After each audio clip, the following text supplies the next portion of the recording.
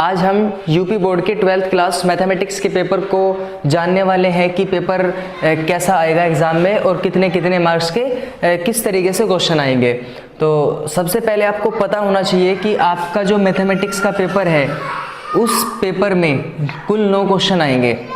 9 question आएंगे आपके mathematics के पेपर में और 9 क्वेश्चन 100 नंबर के होंगे। आपका जो एग्ज़ाम पेपर होगा वो 100 नंबर का होगा। चलिए एक बार देख लेते हैं कि कितने कितने नंबर का कितना कितना क्वेश्चन आएगा। ये हमारे सामने जो पूरा पैटर्न मैंने लिख दिया है, यहाँ पे आप इसे देख के समझ सकते हैं। पहला जो क्वेश्चन होगा उसमें 5 पर्सन होंगे, एक पर्सन एक नंबर का होगा, तो मिला के आपके 5 नंबर बन जाएंगे। दूसरे क्वेश्चन में भी 5 पर्सन होंगे, एक नंबर का, तो 5 नंबर आपके यहाँ से बन जाएंगे। फिर तीसरे क्वेश्चन में 4 पर्सन होंगे, एक पर्सन 2 नंबर का होगा, तो कुल मिला के 8 नंबर हो जाएंगे। चौथे क्वेश्चन में 4 पर्सन होंगे, तो चारों पर्सन 2 नंबर के होंगे, 8 नंबर आपके हो जाएंगे। फिर पाँचवें क्वेश्चन में क्या होगा, पाँचवें और छठे में, इसमें हमें कोई भी 5 पर्सन करने पड़ेंगे। आपको 6 क्वेश्चन मिलेंगे, तो 6 क्वेश्चन में से 5 क्वेश्चन करने पड़ेंगे। एक क्वेश्चन 5 नंबर का है तो 5 क्वेश्चन आपके 25 मार्क्स के हो जाएंगे। फिर 7वां, 8वां और 9वां, ये 3 क्वेश्चन आपके मार्क्स को इंक्रीज करेंगे। आप ये देखिए 7वां, 8वां और 9वां क्वेश्चन 8-8 नंबर के हैं और तुम्हें पता क्या होगा, 2-2 क्वेश्चन मिलेंगे। जैसे 7th क्वेश्चन है, इसमें 2 पार्ट मिल गए, कै और खे। आपको कै करना है या खे करना है, एक क्वेश्चन आप कर सकते हैं। और ये 7वां, 8वां, 9वां क्वेश्चन आपके 8-8 नंबर के होंगे। तो इस तरीके से मिला के जो आपका एग्ज़ाम का पेपर है वो 100 नंबर का हो जाएगा। और बहुत आसान तरीके से पेपर को बाइंड किया हुआ है। 9 क्वेश्चन में आपसे 100 नंबर का पूछा जा रहा है। ये लॉन्ग क्वेश्चन है तो आपको इसमें छूट भी मिली हुई है।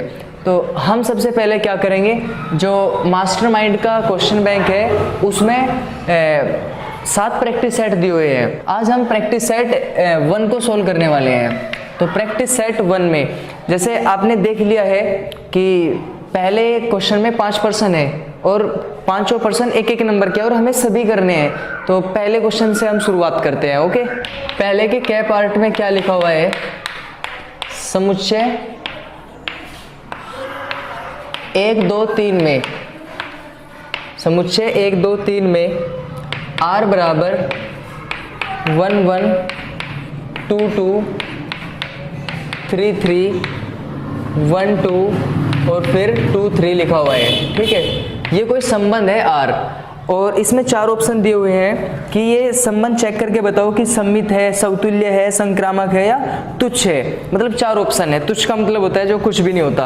अब हम चेक करेंगे, देखो इसको। सबसे पहली प्रॉपर्टी होती है हमारी समतुल्य की। तो यहाँ पे क्या है, 1, 1, 2, 2, 3, 3 बिलोंग कर रहा है ना r में, तो इसका मतलब क्या हुआ, अतः r समतुल्य है, r समतुल्य है।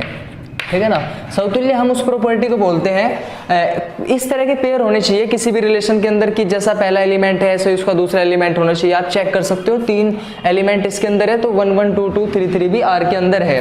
इसके बाद अगर हम बात करते हैं 1, 2 की, तो 1, 2 r में बिलोंग कर रहा है ना। फिर बात करो 2, 1 की, तो 2, 1 तो कहीं पे हमें दिखाई नहीं दे रहा, तो 2, 1 बिलोंग नहीं करता। तो इसका मतलब क्या हुआ कि r सममित नहीं है। ये दूसरी प्रॉपर्टी है, सममित नहीं है। अगर हम बात करते हैं संक्रामक की, तो हमें यहाँ पे 2 पेयर दिखाई दे रहे हैं। 1, 2 बिलोंग कर रहा है r में, फिर 2, 3 भी बिलोंग कर रहा है r में। तो ये पता कौन सी कंडीशन है, a भी बिलोंग कर रहा है r में, फिर b, c बिलोंग कर रहा है r में, तो a c बिलोंग करना चाहिए, यानी कि 1, 3 बिलोंग करना चाहिए। अब चेक करो एक बार कर रहा है क्या, 1, 3 तो इसमें हमें कहीं दिखाई नहीं दिया, तो ये बिलोंग नहीं करता। तो हम क्या लिखेंगे, r संक्रामक नहीं है। तो हमारे पास 4 ऑप्शन थे यहाँ पे कि r सममित है, समतुल्य है, संक्रामक है या तुच्छ है। तो यहाँ पे दूसरा ऑप्शन करेक्ट है कि r समतुल्य है, ये वाला करेक्ट है। आगे बढ़ते हैं, क्वेश्चन नंबर 2 की बात करते हैं। इसके ख पार्ट में क्या लिखा हुआ है, सिद्ध कीजिए कि fx = 2x। ये हमारे पास कोई फंक्शन है fx = 2x द्वारा परिभाषित फलन f such that from n to n। f कोई फंक्शन है नेचुरल नंबर के सेट से नेचुरल नंबर में, एकैकी है, आच्छादक नहीं है। एकैकी का मतलब होता है 1, 1 और आच्छादक का मतलब होता है ऑन टू। एकैकी है परंतु आच्छादक नहीं है। ठीक है। अब आपने पहला चैप्टर पढ़ा होगा तो उसमें चेक कीजिए कि किसी भी फंक्शन को 1 1 हम कैसे चेक करते थे, ऑन टू हम कैसे चेक करते थे, वही प्रॉपर्टीज में हम लगा के देखते हैं। तो उसमें मान के चलते थे हम, माना fx1 इक्वल टू fx2, ठीक है ना। देखो किसी भी फंक्शन में fx1 इक्वल टू fx2 मान के चलो, अगर x1 इक्वल टू हमें x2 मिलता है तो हम ये बोल रहे हैं कि फंक्शन 1 1 है। अब fx1 2x1 equal to 2x2, ये 2 से 2 कैंसिल कर दो तो x1 इक्वल टू कितना मिलेगा, x2। तो f इज 1 1, जो f है ना वो एक ही है, ठीक है। ये बात तो प्रूफ हुई। एक ही का मतलब होता है इस वाली साइड का एक एलिमेंट इसके एक साइड से कनेक्ट होना, एक एलिमेंट की इमेज एक ही मिलना। अब हमें चेक करना है कि ये फंक्शन आच्छादक नहीं है या है, ठीक है। तो आच्छादक के लिए हम क्या करते हैं, fx इक्वल टू वाई लेके चलते हैं, let f of x equal to y. अब fx की वैल्यू पुट करो, fx की वैल्यू क्या है हमारे पास 2x, तो 2x इक्वल टू कितना लिखेंगे y, यहाँ से x की वैल्यू निकाल लो, x इक्वल टू क्या बचेगा y अपॉन 2। देखो हर एक क्वेश्चन में ऐसा ही करना है, किसी फंक्शन को 1 1 चेक करना है तो fx1 इक्वल टू fx2 लेके चलो और उसको सोल्व करो थोड़ा, और अगर हमें x1 इक्वल टू x2 मिलता है तो हम बोल सकते हैं कि फंक्शन एक ही है, 1 1 है। दूसरी बात आती है कि इस फंक्शन को हम ऑन टू कैसे चेक करेंगे, आच्छादक है या नहीं है। तो fx इक्वल टू वाई लेके चलो, इसको थोड़ा सोल्व करो और x की वैल्यू निकाल लो y की टर्म में। अब जो x की वैल्यू y की टर्म में निकली ये बिलोंग करनी चाहिए डोमेन में, और डोमेन हमारे पास क्या है, ये पहले वाला होता है डोमेन, इसको हम डोमेन लिख सकते हैं। डोमेन का मतलब होता है प्रांत, ये वाला प्रांत होगा, और दूसरे वाला होता है कोडोमेन, कोडोमेन, और कोडोमेन को बोलते हैं हम सहप्रांत, ठीक है। और एक होता है रेंज, रेंज को बोलते हैं हम परिसर, रेंज को बोलेंगे हम परिसर, ठीक है। तो x की वैल्यू y अपॉन 2 मिल रही है हमें यहाँ पे। अब हमें देखना है कि ये बिलोंग करता है डोमेन में या नहीं करता। अभी देखो y और x नेचुरल नंबर है, x हम इसमें से सिलेक्ट करते हैं और y हम इसमें से सिलेक्ट करते हैं। y की जगह पे कोई भी नेचुरल नंबर रखो, चलिए हम 1 रख लेते हैं, 1 अपॉन 2, तो 1 अपॉन 2 बिलोंग करेगा इनमें, 1 अपॉन 2 थोड़ी बिलोंग करता है, 1 अपॉन 2 तो एक रेशनल नंबर है, वो नेचुरल नंबर नहीं है, तो 1 अपॉन 2 ये बिलोंग नहीं करेगा। अगर बिलोंग नहीं करेगा तो f आच्छादक नहीं है, ठीक है ना। तो इस वाले क्वेश्चन में यही पूछने की कोशिश की जा रही थी कि प्रूफ पूछा था हमारे से कि प्रूफ करो कि ये एक ही है और आच्छादक नहीं है। यहाँ पे हमारे क्वेश्चन का प्रूफ हो जाता है। समाकलन cos स्क्वायर x dx का मान क्या होगा, ये पहले का गैप पार्ट है। तो देखो cos x का समाकलन तो हम कर सकते हैं, लेकिन cos स्क्वायर x का समाकलन हम डायरेक्ट नहीं कर सकते। देखो आपने ये फॉर्मूला तो सुना होगा, cos 2x इक्वल टू क्या होगा यहाँ पे 2 cos square x minus 1। cos 2x के टोटल 4 फॉर्मूले होते हैं, लेकिन अभी हम फिलहाल ये वाला यूज करने वाले हैं। इसको देखो हम ऐसा भी कर सकते हैं, 1 को इधर भेज दो तो ये क्या होगा 1 plus cos 2x equal to यहाँ पे क्या बचेगा 2 cos स्क्वायर x। अब जो 2 है वो मल्टीप्लाई में है ना, तो इसको डिवाइड में भेज दो तो ये क्या होगा 1 plus cos 2x upon 2 equal to यहाँ पे क्या लिख सकते हैं हम cos स्क्वायर x। अब हमें cos स्क्वायर x का समाकलन करना है, cos स्क्वायर x के इक्वल ये वाली बात है, तो यानी कि ऐसा कह सकते हो कि हमें इसका समाकलन करना है। अब हम इसकी जहाँ पे यही लिखेंगे 1 प्लस cos 2x अपॉन 2 का समाकलन। देखो जो कांस्टेंट होता है उसे बाहर रख लो, कांस्टेंट को हमने बाहर रख लिया, 1 का समाकलन अलग करो और यहाँ पे हमारे पास बचा cos 2x, तो cos 2x का समाकलन हम अलग करेंगे। अब 1 अपॉन 2 को तो बाहर रखो, 1 का समाकलन होगा x और cos 2x का समाकलन होगा sin 2x, और हम क्या करेंगे 2 से डिवाइड भी तो करेंगे क्योंकि 2 तो यहाँ फालतू है। अब ये देखो 1 upon 2 x plus sign 2x upon 2, और जब हम समाकलन करते हैं तो हमें कोई कांस्टेंट c ऐड करना होता है और वो कांस्टेंट ऐड करना जरूरी है। तो ये हमारा गै पार्ट है। अब हम इसका फोर्थ पार्ट करते हैं घै। इसमें क्या लिखा हुआ है कि 2 सदिशों a और b के परिमाण क्रम से 1 और 2 है। ये वाला वेक्टर a, इसका परिमाण 1, और दूसरा वेक्टर दिया हुआ है b, इसका परिमाण कितना है बच्चों 2।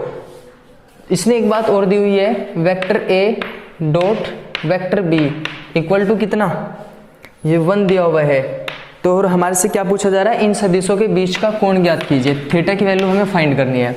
ऐसा क्वेश्चन अधिकतर आता ही है एग्जाम में।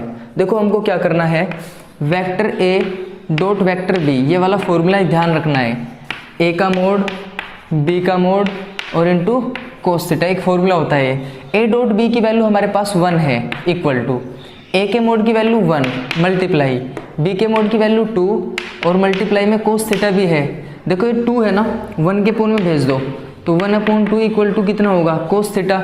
अब जो 1/2 है ना, ये कोस कितने डिग्री की वैल्यू होगी, 60 की, और इक्वल टू कितना, कोस थीटा। कोस से कोस हटा दो तो थीटा की वैल्यू हमें कितनी मिलेगी, 60 डिग्री। अधिकतर पूछा जाता है इस तरह का क्वेश्चन एग्जाम में। तो हमारे पहले के 4 पार्ट हो चुके हैं, अब हम 5वां पार्ट करने वाले हैं। इस डे पार्ट में क्या लिखा है, अवकल समीकरण d2y upon dx2 plus dy upon dx और plus sine dy upon dx is equal to 0। इस क्वेश्चन में ये पूछा है कि इसकी घात बताओ, इसकी डिग्री बताओ, डिग्री कितनी है। देखो आपको एक चीज समझनी होगी, जब नोवा चैप्टर आपने पढ़ा होगा अवकल समीकरण का, तो उसमें पहली एक्सरसाइज नॉर्मल थी कि इसका ऑर्डर बता दो, इसकी डिग्री बता दो। ऑर्डर मतलब इसकी कोटि और डिग्री मतलब इसकी घात बता दो। तो इस क्वेश्चन में हमारे से घात पूछी है। तो घात है ना, डिपेंड करती है कि जैसे मान लो साइन है तो साइन x होना चाहिए था, यहाँ पे साइन और जो एंगल है वो भी dy अपॉन dx की फॉर्म में है, तो इसकी घात परिभाषित नहीं होगी। हम क्या लिखेंगे इसको, घात परिभाषित नहीं है। ठीक है, कई बार क्वेश्चन इस तरह से भी आ जाता है। मान लीजिए हमारे पास है d2y upon dx2 plus dy upon dx और plus logarithmic dy upon dx is equal to कितना, 0। तो यहाँ पे हम क्या करेंगे, देखो लोगरिथमिक x होना चाहिए था, यहाँ पे लोगरिथमिक और जो कुछ लिखा हुआ है वो भी डेरिवेटिव है। तो इस तरह के फंक्शन में हम जो डिग्री है वो डिफाइन ही नहीं कर सकते। और जैसे कि यहाँ पे ऑर्डर, अगर हम बात करते हैं ऑर्डर की, तो ऑर्डर का मतलब होता है मतलब कोटि, और कोटि का मतलब होता है कि इसका हाईएस्ट डेरिवेटिव कितनी बार का रखा है। यहाँ तो 1 बार डेरिवेटिव है ना, और यहाँ पे कितना, 2 बार डेरिवेटिव है। 2 बार से तो ज़्यादा डेरिवेटिव नहीं है ना, तो इसका ऑर्डर है 2 और जो घात है वो परिभाषित नहीं है। ठीक है, तो हमारा पहला पार्ट कंप्लीट होता है। इसमें क्या लिखा हुआ है कि सिद्ध कीजिए sine inverse minus x equal to minus sine inverse x. देखो हम इसको कैसे प्रूव करते हैं, माना sine inverse minus x equal to theta, ठीक है ना, sine inverse of minus x equal to theta let कर सकते हो। अब इसको थोड़ा आगे बढ़ाओ, इस साइन इनवर्स को इधर भेज दो तो यहाँ तो बचेगा माइनस एक्स इक्वल टू यहाँ पे क्या होगा, साइन थीटा। अब हम इसको ऐसे भी कह सकते हैं, ये वाला माइनस इधर भेज दो तो x इक्वल टू क्या लिख सकते हैं, माइनस का साइन थीटा। और माइनस साइन थीटा देखो हमें कैसे मिलता है, इसको हम ऐसे लिख सकते हैं, यहाँ पे साइन माइनस थीटा ऐसा लिख सकते हैं ना। अब साइन को इधर भेज दो, sine inverse x equal to क्या बचेगा, माइनस का थीटा। अब sine inverse x equal to minus तो सेम, अब थीटा की वैल्यू देखो हमने क्या रखी थी, साइन इनवर्स माइनस x। अब इस वाले माइनस साइन को इधर भेज दो तो माइनस का क्या होगा, sine inverse x is equal to कितना, साइन इनवर्स माइनस x। ठीक है, या ऐसे भी लिख सकते हो, sine inverse minus x is equal to minus sine inverse x। ठीक है, हमारे पास क्वेश्चन क्या था कि sine inverse minus x equal to minus sine inverse x proof करो। हमने क्या काम किया, ये लेफ्ट साइड हम लेके चले इस क्वेश्चन की, और लेफ्ट साइड में क्या लिखा हुआ है, साइन इनवर्स माइनस x, ये हमारी लेफ्ट साइड है, इसके इक्वल थीटा लेट कर लो, थीटा मान सकते हैं हम इसके इक्वल। इस साइन इनवर्स को इधर भेज दो तो ये साइन थीटा होगा ना, जाने के बाद इधर तो माइनस एक्स बचेगा, तो minus x equal to sine theta. अब इस माइनस साइन को भी हम इधर भेज सकते हैं, तो x equal to minus sine theta. अब x के जहाँ पे x लिखा, ये माइनस साइन थीटा को हम साइन माइनस थीटा लिख सकते हैं, क्योंकि बाहर निकल के फिर माइनस होगा।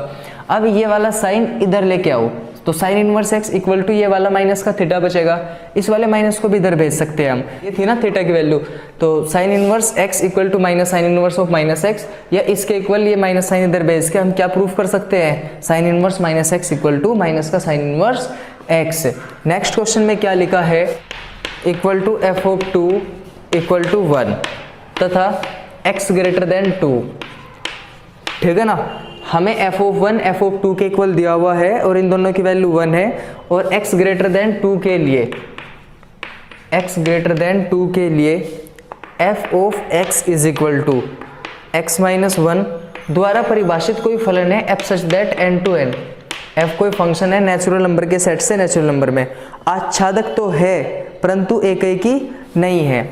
तो एकैकी नहीं है, देखो हम कैसे प्रूफ करेंगे, एलिमेंट 1 है, 1 भी कनेक्ट 1 से है और 2 भी कनेक्ट 1 से है, तो कई एलिमेंट एक से कनेक्ट है, तो ये फंक्शन होगा मैनी 1, ये फंक्शन क्या होगा, मैनी 1। मैनी 1 का मतलब क्या होगा, बहु एकी, ये फंक्शन होगा बहु एकी। जो फंक्शन बहु एकी होता है वो एकक नहीं हो सकता है, तो हम क्या लिखेंगे, यहाँ f ऑफ 1 इक्वल टू है f ऑफ 2 के,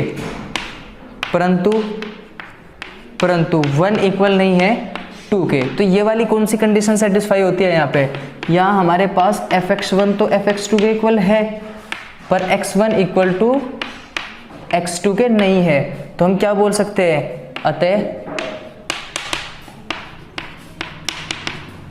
f एकैकी नहीं है। अब हमें क्या करना है कि ये वाला फंक्शन ऑन टू होगा या नहीं होगा, तो ऑन टू के लिए क्या कंडीशन होती है, fx इक्वल टू वाई लेके चलते हैं, तो अब fx की वैल्यू पुट करो, fx की वैल्यू है हमारे पास x minus 1 equal to y. देखो fx इक्वल टू वाई लेके चलेंगे हर एक क्वेश्चन में जिसमें भी हमें ये ऑन टू प्रूफ करना है, तो कैसे लिखेंगे इसको, x इक्वल टू कितना होगा, y प्लस 1। अब y की वैल्यू इसमें से रखो, नेचुरल नंबर में से y की वैल्यू कुछ भी नेचुरल रखो, तो इसका आंसर क्या होगा, नेचुरल ही होगा, तो बिलोंग करेगा डोमेन में, और डोमेन होता है पहले वाला, कोडोमेन होता है दूसरे वाला, तो ये बिलोंग करेगा, तो हम क्या बोल सकते हैं इसको, f इज ऑन टू, ठीक है ना। ये दूसरे के गैप पार्ट में क्या लिखा हुआ है, किस समीकरण का एक विशिष्ट हल y इक्वल टू एक्स है। देखो ये दो अवकल समीकरण लिखी हुई है हमारे पास में, और हमें चेक करके बताना है कि y इक्वल टू एक्स किस को सेटिस्फाई करता है। देखो हम y इक्वल टू एक्स एक इक्वेशन मान के चलते हैं, let y equal to x, equation first, ठीक है ना। अब जो हमारे पास इक्वेशन है डिफरेंशियल इक्वेशन वो दो है, और दोनों में मैक्सिमम 2 टाइम डेरिवेटिव किया हुआ है, तो एक बार डेरिवेटिव करो, dy over dx equal to कितना होगा 1, x का अवकलन तो 1 होता है, अगेन डिफ्रेंशिएट करो d2y अपॉन dx2, ये कितना मिलेगा 0। हमारे पास dy अपॉन dx भी है और d2y अपॉन dx2 भी है। पहले वाले पार्ट से हम चलते हैं, लेफ्ट साइड लेके चलो, d2y अपॉन dx2 की वैल्यू कितनी 0, फिर माइनस एक्स स्क्वायर मल्टीप्लाई कितना dy अपॉन dx की वैल्यू 1 प्लस एक्स वाई लिखा हुआ है ना, तो x इंटू वाई की जगह पे हम क्या लिखेंगे x माइनस एक्स स्क्वायर, और ये कितना होगा एक्स स्क्वायर, तो एक्स स्क्वायर से एक्स स्क्वायर कैंसिल होगा, तो हमें क्या मिलेगा 0। अब ये देखो हम d2y upon dx2 minus x square dy upon dx plus x y लेके चले, तो आंसर हमें x मिलना चाहिए था ना, लेकिन x तो नहीं मिला, हमें आंसर तो 0 मिला है। अब दोनों को कंपेयर करो, ये वाली और ये वाली दोनों की लेफ्ट साइड इक्वल है, इसमें राइट साइड x है और इसमें राइट साइड क्या है 0, तो हमारा सेकंड पार्ट प्रूफ होता है। तो ये वाला है राइट साइड सेकंड पार्ट की, तो ये करेक्ट आंसर होगा, ठीक है। अभी हम बात करते हैं इसके घ पार्ट की।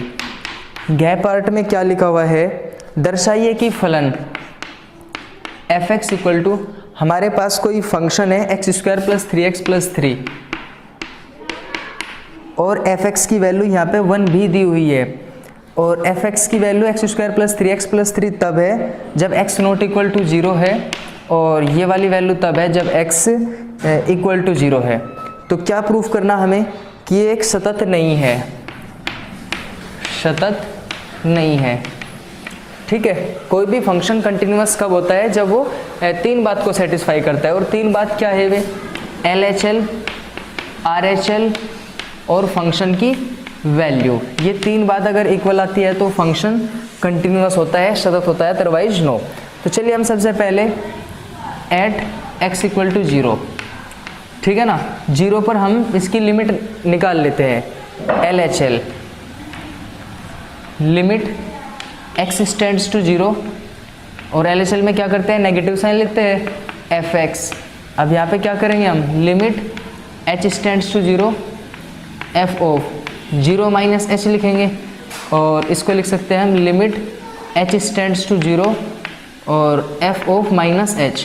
देखो 0 माइनस h का मतलब है 0 से छोटी क्वांटिटी, h तो एक स्मॉल क्वांटिटी है ना, तो 0 के तो बराबर नहीं होगी ना, 0 से तो छोटी होगी।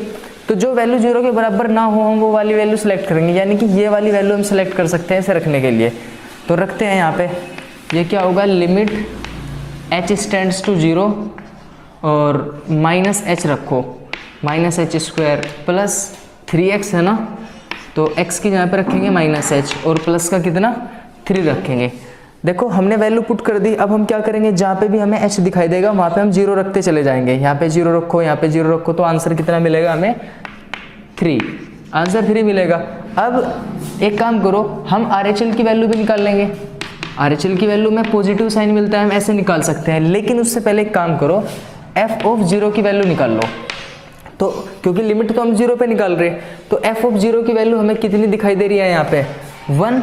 अब देखो यहाँ पे है ना LHL, अब ये 2 बात ही इक्वल नहीं है, हम RHL भी निकाल सकते हैं, चाहे वो इक्वल आ भी जाए तब भी हम फंक्शन को क्या बोलेंगे कि फंक्शन कंटिन्यूअस नहीं है, क्योंकि आपको शुरुआत में बता दिया गया है कि कोई भी फंक्शन कंटिन्यूअस कब होगा, जब LHL equal to RHL equal to क्या होगा, फंक्शन की वैल्यू होगी। अब हम क्वेश्चन करने वाले हैं इसका डे पार्ट। डे पार्ट में क्या लिखा हुआ है, P of A equal to 1/2, P of B equal to 0 और P of A upon B की वैल्यू हमें फाइंड करनी है। ये फॉर्मूला होता है PA अपॉन B का, probability of A intersection B upon probability of B, ठीक है ना, ये कंडीशनल प्रोबेबिलिटी होती है।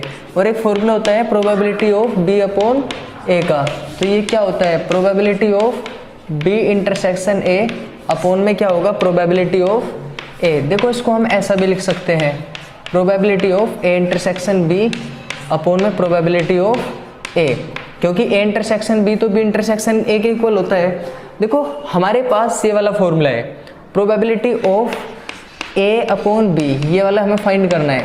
तो A इंटरसेक्शन B की तो वैल्यू नहीं है हमारे पास, और प्रोबेबिलिटी ऑफ B ये वाली 0 है। तो ये प्रोबेबिलिटी चाहे कुछ भी हो, अगर किसी के अपॉन में 0 होगा तो वो क्या होगा, इन्फिनिटी, और इन्फिनिटी को लिख सकते हैं हम अपरिभाषित। तो जो प्रोबेबिलिटी हमारे से पूछी जा रही है ये वाली, वो हम डिफाइन नहीं कर सकते।